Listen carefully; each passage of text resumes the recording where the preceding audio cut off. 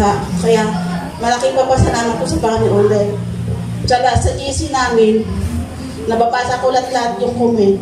Yung iba po, halos hindi nila maklose open yung kamay. Andun po lahat na nakikita ko yung pakiramdam na napakapalad ko po sa lahat na sa aking sitwasyon po ay maswerte. Sa akin po kasi pakiramdam ko, yung hap ko po, nangangalay, mabigat po siya eh. Hindi mo, kala mo normal po ako tingnan, pero sa loob ko po, meron talaga. Kaya minsan pag yung panahon na sobrang init, ibang-iba talaga pakiramdam ko. Kaya nung natakip lang ako nung trangkaso, di ba, nung time ng sobrang init, naliligo ako ng yelo yung tubig, na ano po yung likod ko ng puro lamig. Kaya nung nagpahilot ako, kaya yun, okay na, maganda na po pakiramdam. Saka napapasalamat po ako sa Panginoon, answer prayer po na natanggap si Eunice sa exam caps. Sabi niya, nung ano po yun, nung time na graduation niya, proud din po ako sa kanya kasi nag-graduation po siya lang mag-isa. Hindi po kami kasama. Kasi nung practice po lang niya, mama, huwag ka na pumunta, baka mamaya mapaano ka doon. Kasi sobrang daming tao. Sabi niya, papa, huwag ka na pumunta kasi mainit ka lang kasi sobrang tagal. Eh di pumayag naman kami. Sabi niya namin, okay lang sa'yo. Sabi niya, okay lang ma. Kasi kasama niya naman yung boyfriend niya. Sa travel lang nila, naipit sila sa traffic. Sabi niya, ma, sabi ko sa'yo, huwag ka na sumama. Tamang-tama lang. Nanood lang kami ng live. Nung kagitnaan po ng graduation nila, may nag-message sa kanya na pasados po siya sa exam. Ayun, naano pa siya, malungkot pa siya kasi siyempre boyfriend niya hindi rin tanggap. Parang hindi sila sanay magkaiwalay. Eh kagabi na i-confirm niya lang na sige na ma. Kasi noon, sabi ko pag hindi kayo tanggap sa Kabso, maghanap ka na ng school na afford na ni papa mo. Kasi mahirap talaga college, malaki. Naghanap naman siya kahit saan, hindi alam ni Papa Jayan kung anong hindi niya rin alam na nag-enroll siya sa Kabso. Nung nalaman niya lang, sinabi namin na nag-exam yung anak niya. Kagabi lang na confirm niya na sige, sayang ditong 200,000. Opportunity na natin dito na tatanggapin ko na. Kaya sige, salamat din. Kaya tuwa ako kagabi. Gabi na kami nakatulog kasi hindi namin na-expect na sa 7,000 na student na kuha ko siya sa exam niya. Kaya pasalamat po sa Panginoon.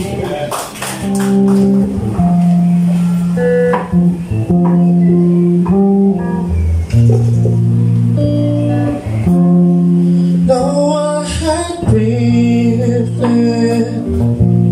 on the last many days, His search for love in various ways, troubles in handsome.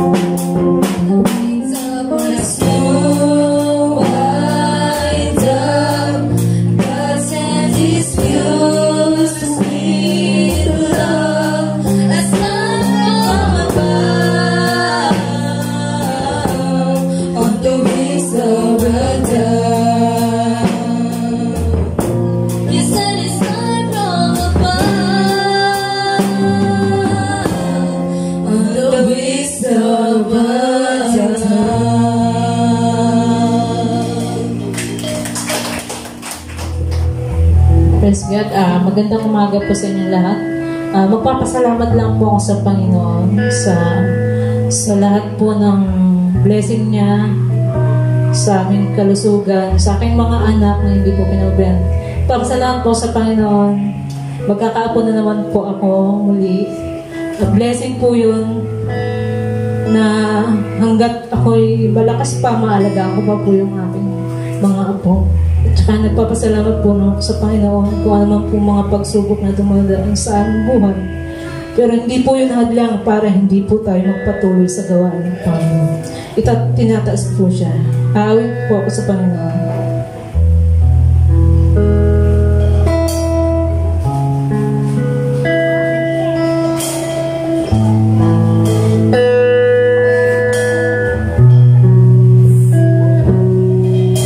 Susumamo, nagpapakumbaba. O Diyos, kami patawarin sa aming sala, sa pagkakapabahagi, sa pagkakampi-kampi, sa kawalan ng pag-ibig sa isa't isa. Nagpasusumwa mo, nagpapakumbaba. O Diyos, kami patawarin sa aming sala, sa pagkakababahagi, sa pagkakampi-kampi, sa kawalan ng pag-ibig sa isa't isa. Pag-isahin mo ang laman ng aming puso, pag-isahin mo ang laman ng aking isipan. Bigkasin ang iyong pag-ibig, bigkasin ang iyong pagmamahal. O Jesus, maghari ka sa aming buhay. Nagsusumamo, nagpapakumbaba. O Diyos, kami patawarin mo sa aming sala,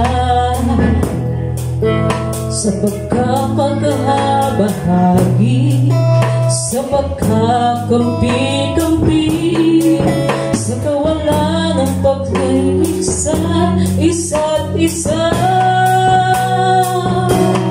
Pag-isahin mo ang laman ng aming puso, pag-isahin mo ang laman ng aming isipan.